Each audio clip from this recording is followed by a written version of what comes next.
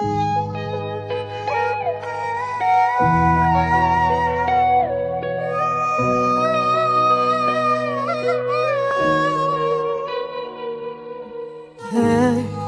קורה איתך חיים שלי?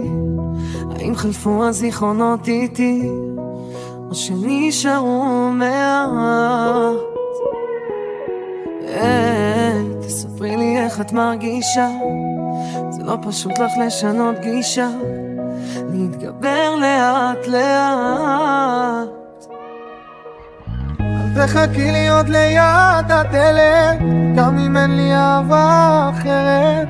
אני יודע שאני ואת כבר לא נחזור להיות מה שהיינו, והסוף איתך היה ידוע, אז אל תשאלי אותי מדוע, ואם אפשר אל תתקשרי אליי יותר. תחזירי לי את הנשיקות שלי, לשיר לך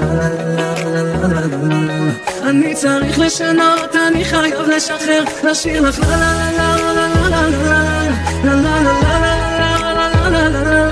לשיר לך אני צריך לשנות, אני חייב לשחרר.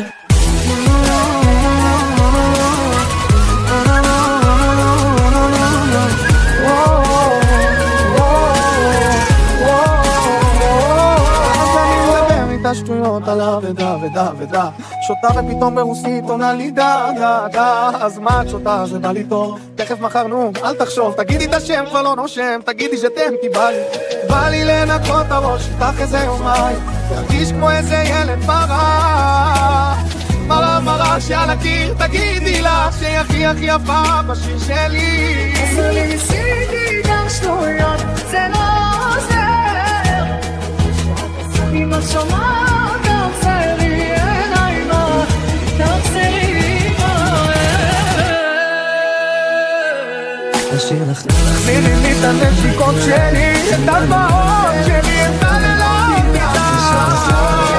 מה יותר חזק היום מתגעגוע, זה עוד שבוע יותר מדי, כולם יעשו לנו כמוך לשנות, אני חייב לשחרר, לשיר לך